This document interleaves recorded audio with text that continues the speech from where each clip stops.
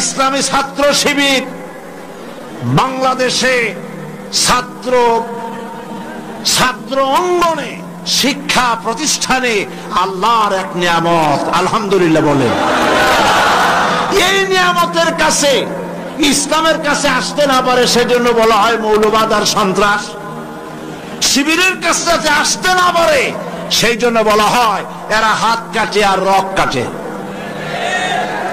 আমি বলি এই কথাটা হলো একটা চালাকি কথা। হাত কাটা গলা কাটা এইটা সহজ না পেটের মধ্যে ছুরি মারা বা গুলি করে মারা সহজ? কোনটা সহজ? তো হাত কাটা আর গলা কাটা এগুলি বলে কেন? হাত কাটতে কাটা কত বড় মুসিবত, তারে 4-5 জনের ঠেসে ধরা লাগবে। তাছাড়া কেউ কি বলবে যে আসছেন যখন আপনি হাতটা কাটিয়ে দিয়ে যান, এরকম বলবে কেউ?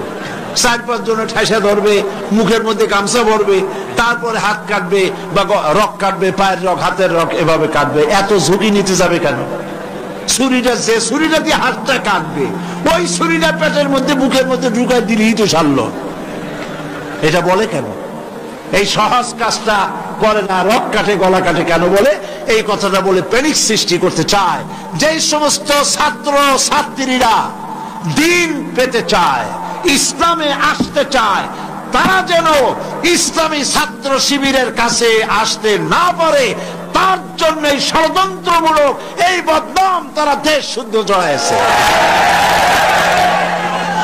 কিছুই করতে পারবে না ইনশাআল্লাহ। এগুলি করে কিছু করতে পারবে না।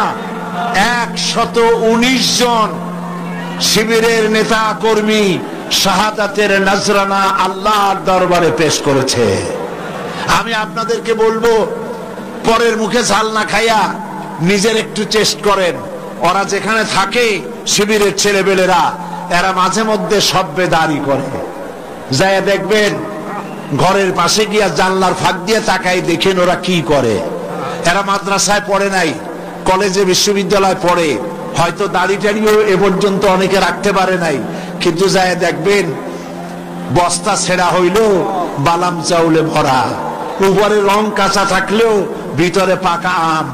ভিতরে যাই দেখবেন রাতের বেলা যখন তারা সভ্যেদারি করে, তাহাজ্জুদের নামাজ পড়ে, সাহাবায়ে কেরামদের জীবনী আলোচনা করে আর মুনাজাত করে, সারা রাত কিভাবে ওরা কান্দে একটু তাকায় দেখে। এই চোখের পানি তারা আল্লাহর জন্য দেয়, দিন প্রতিষ্ঠার জন্য কাজ করে। সুতরাং এদের সাথে শত্রুতা না করে এই কাজগুলি, সন্তান যদি ভালো বানাতে চান, শিক্ষাঙ্গনে সন্ত্রাসী কারা সেদিকে তাকায় দেখেন, আর সন্ত্রাস কম করে কারা তাদেরকে দেখেন, সন্ত্রাস করে না কারা তাদেরকে দেখেন।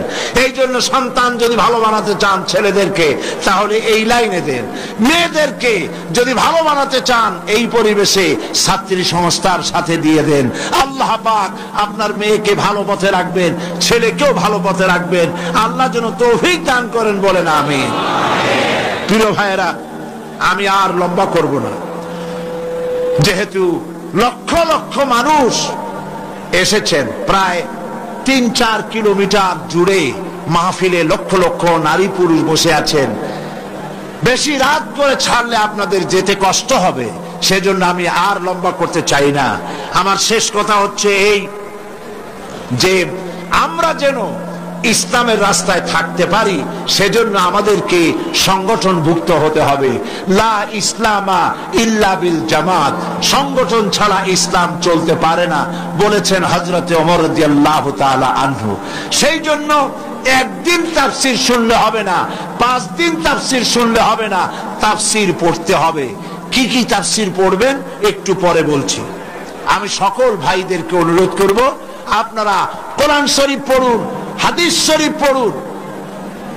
এই যে দেখেন বিশাল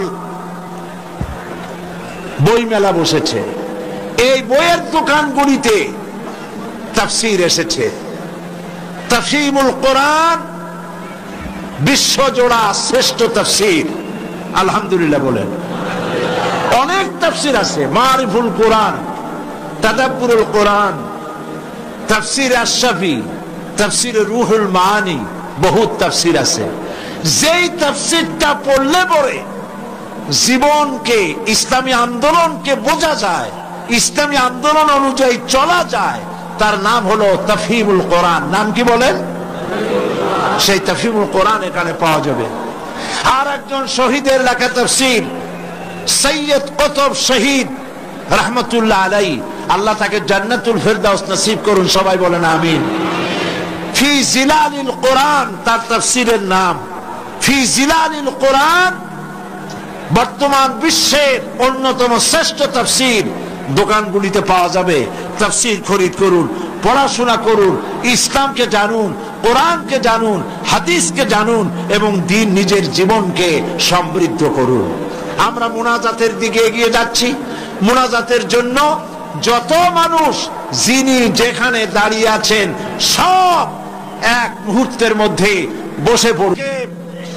সুসংবাদ আপনাদের জন্য, আজকের তাফসীরুল কোরআন মাহফিলে 14 জন পুরুষ, 5 জন মহিলা, মোট 19 জন ইসলাম কবুল করার জন্য এসেছেন।